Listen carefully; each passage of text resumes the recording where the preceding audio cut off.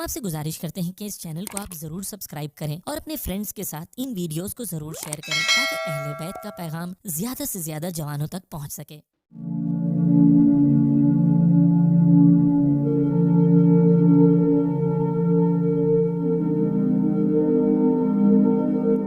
اعوذ باللہ من الشیطان اللعین الرجیم، بسم اللہ الرحمن الرحیم۔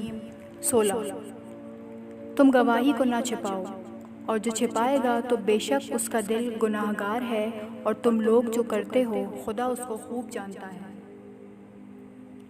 17 اور شراب خوری گناہ کبیرہ ہے، کیونکہ اللہ تعالیٰ نے قرآن مجید میں اس سے منع فرمایا ہے، جیسا کہ بت پرستی سے منع کیا گیا ہے۔ چنانچہ فرمایا ہے، اے رسول، تم سے لوگ شراب اور جوئے کے بارے میں پوچھتے ہیں تو تم ان سے کہہ دو کہ ان دونوں میں بڑا گناہ ہے، اور کچھ فائدے بھی ہیں، اور ان کے فائدے سے ان کا گناہ بڑھا ہوا ہے۔ 18 اور جان بوجھ کر نماز ترک کرنا گناہ کبیرہ ہے۔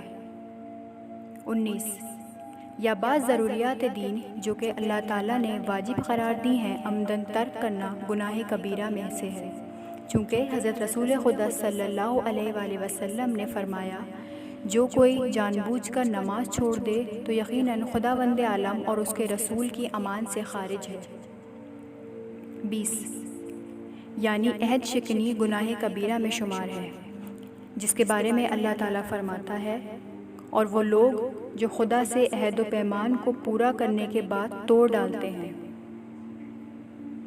21 اور رشتہ داروں سے تعلق قطع کرنا گناہ کبیرہ ہے، چنانچہ مذکورہ بالا آیات میں خدا تعالیٰ فرماتا ہے، اور جن باہمی تعلقات کے قائم رکھنے کا خدا نے حکم دیا ہے انہیں قطع کرتے ہیں اور روئے زمین میں فساد پھیلاتے پھرتے ہیں، ایسے لوگ ہی ہیں جن کے لیے لعنت ہے، اور ایسے ہی لوگوں کے واسطے برا گھر یعنی جہنم ہے۔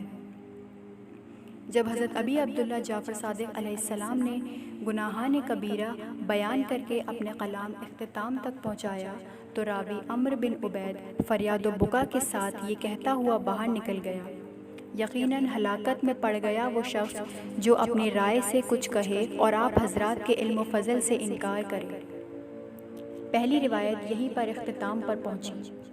دوسری روایت ابن محبوب سے صحیح میں یہ روایت نقل کی گئی ہے کہ اس نے کہا، میرے بعض رفقا نے میرے ساتھ حضرت ابی الحسن امام رضا علیہ السلام کو خط لکھا، جس میں پوچھا گیا تھا کہ گناہان کبیرہ کی تعداد کیا ہے اور ان کے تعین کے لیے حقیقی تعریف کیا ہے۔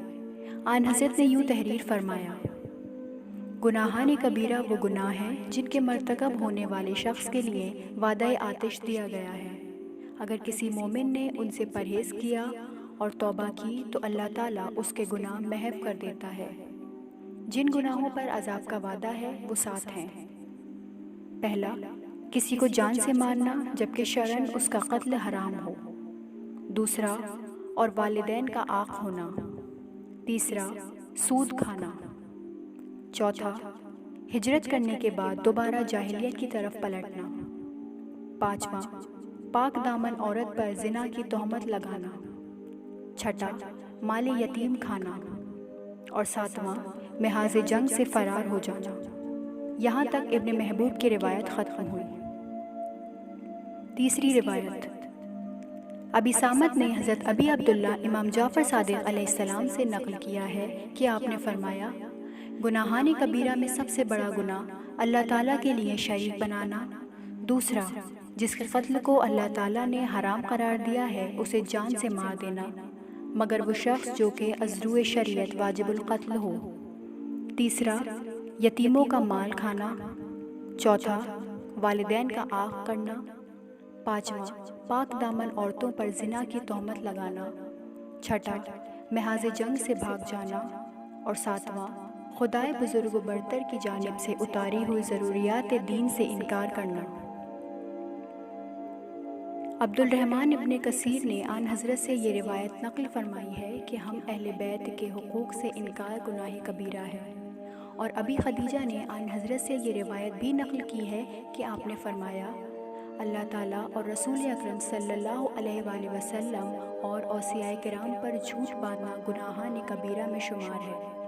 اور صدوق رحمۃ اللہ علیہ کی روایت مرسلہ میں وصیت میں کسی پر ظلم کر کے ارث سے محروم کرنا گناہ کبیرہ میں محسوب کیا گیا ہے۔ اور کتاب کنز الفوائد کے مرسلہ روایت کے مطابق خانہ خدا میں بد امنی کو حلال جاننا گناہ کبیرہ ہے، جس کو اللہ تعالیٰ نے جائے امن قرار دیا ہو۔